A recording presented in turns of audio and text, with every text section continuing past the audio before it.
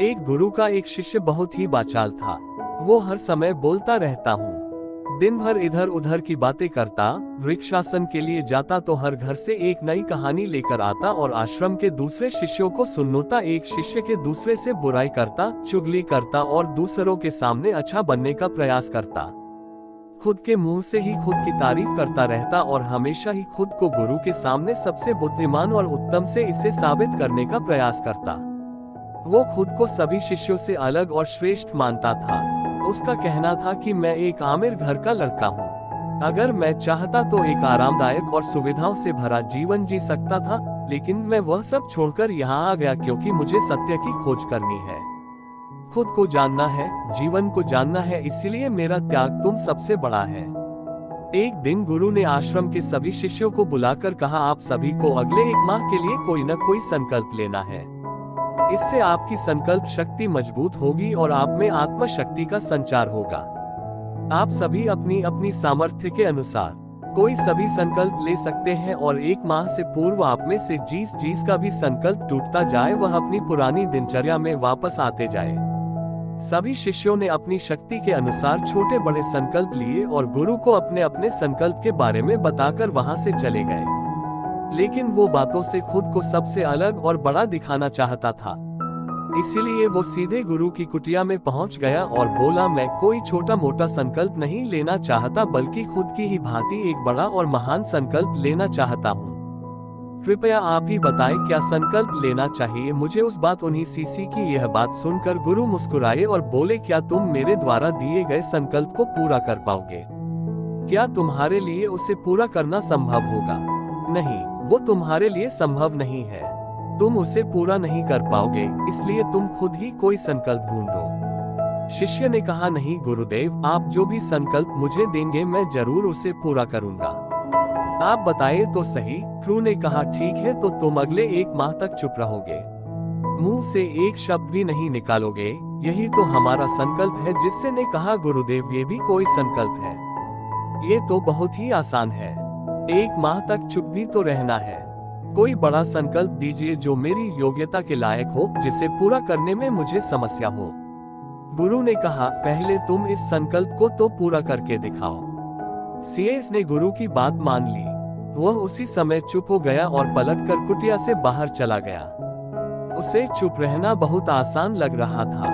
उसने एक दिन तो जैसे तैसे चुप रहकर काट लिया, लेकिन दूसरे दिन से उसके मन में ना बोलने का बोझ बढ़ने लगा। तीसरे दिन उसे भारीपन महसूस होने लगा और चौथे दिन उसके अंदर एक अजीब सी बेचैनी होने लगी, क्योंकि आसपास आश्रम के सभी सी एक दूसरे से बातें कर रहे थे। वो भी अपना पक्ष उनके सामने रखना चाहता था, उनकी बोलती बंद कर देना चाहता था, लेकिन उसका संकल्प उसके रहा था। इसीलिए वो पूरे दिन सिर्फ मुंह और आंखें बनाता रहता। इसी तरीके से कुछ दिन और बीते और वैसी से बीमार पड़ गया। उसका सिर फटा जा रहा था। उसका खाने पीने तक का मन नहीं कर रहा था। वह सिर्फ बोलना चाहता था। वह गुरु के पास गया और उनके सामने बैठकर लिखकर उन्हें बताया, गुरुदेव मैं बोलना चाहता हूँ, बिना बोले मुझे सांस नहीं आ रही, मेरा दम घुटता जा रहा है, मैं अंदर ही अंदर पागल हुआ जा रहा हूँ, मैं क्या करूँ? संकल्प तोड़ दूं क्या? ये पढ़कर गुरु मुस्कुराए और बोले, संकल्प तो तोड़ने के लिए ही होते हैं, लेकिन जो अपने संकल्प को पूरा कर लेता है वही अपनी आंतरिक शक्ति को बढ़ा पाता है, और जो अपनी आंतरिक शक्ति को बढ़ा लेता है वह समझ और जागृति की राह पर आगे बढ़ जाता है। संकल्प का लेना भी तुम्हारे हाथ में था और इसे तोड़ना भी तुम्हारे ही हाथ में है। तुम्हारे बहुत से गुरु भाई अपने संकल्प को तोड़कर अपनी पुरानी दिनचर्या पर वापस आ चुके हैं। अगर तुमसे नहीं हो पा रहा तो तुम भी संकल्प तोड़कर अपनी पुरानी दिनचर्या पर वापस जा सकते हो। लेकिन याद रहे, अगर आज तुम इस छोटे से संकल्प को नहीं संभाल पा रहे तो तुम अपनी बाकी की पूरी जिंदगी को कैसे संभाल सकोगे? मुझे इस पर शक है। बाकी फैसला पूरी तरह से तुम्हारे हाथों में है। गुरु की यह बात शिष्य के दिल में चोट कर गई। वह बिना कुछ बोले वहां से वापस चला गया और खुद को अपनी कुटिया में बंद कर लिया। वह केवल अपने जरूरी कामों के लिए ही कुटिया से बाहर निकलता, बाकी सारे समय कुटिया के अंदर ही बैठा रहता। 15 दिन बीत चुके थे और आश्रम के लगभग सभी शिष्यों का संकल्प अब तक टूट चुका था, लेकिन उसका संकल्प अभी भी जारी था। संकल्प लेने के बाद से अब तक उसने एक शब्द भी ना बोला था। सारा आश्रम हैरान था कि इतना बोलने वाला इंसान तो कैसे हो गया। 15 दिन बीतने के बाद वह दोबारा अपने गुरु के पास गया और लिखकर बताया है, गुरुदेव मैं बाहर से तो चुप हूँ लेकिन मेरे भीतर बहुत सी आवाजें हैं, बहुत सी चीख पुकार और शिकायतें हैं। मैं अंदर ही अंदर बात करता रहता हूँ। मेरा मन तरह तरह के प्रश्न पूछता रहता है। मैं बाहर से जितना मौन हूँ, भीतर से उतने ही शोर शराबे से भरा हुआ हूँ। मुझे सब हो रहा है। क्या मेरा संकल्प अभी भी जारी है?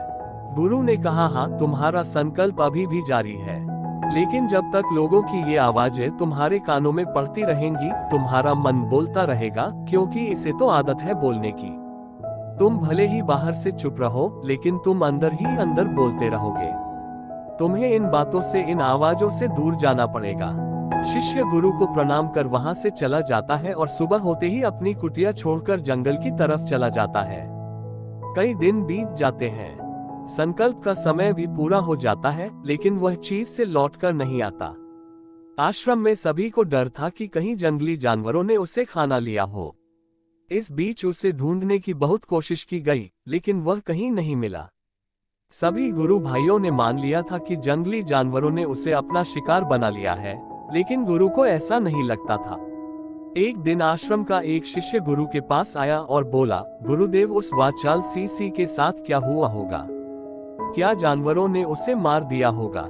गुरु ने कहा, हो सकता है कि जानवरों ने उसे अपना शिकार बना लिया हो, लेकिन उसके न लौटने की एक दूसरी वजह भी हो सकती है। शायद उसे वह मिल गया है जिसके लिए वह गया था।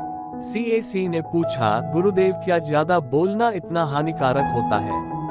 गुरु ने कहा, इंसान के जीवन के बहुत सारे दुखों में से एक दुख ये भी है कि वो कभी चुप नहीं रह सकता, हमेशा कुछ ना कुछ बोलता ही रहता है। सिर्फ हमारे बोलने के कारण हमारे आधे से ज्यादा दुख पैदा होते हैं। परिवार के अधिकतर झगड़ों की वजह हमारा बेमतलब बोलना ही होता है। हम में से कोई भी चुप नहीं रहना चाहता, हम बस सामने वाले को सुना देना चाहते हैं। जो भी हमारे मन में है सब निकालकर उसके मन में बैठा देना चाहते हैं, उसे समझा देना चाहते हैं कि देख तू गलत है और मैं सही। आखिर ये कहाँ तक उचित है?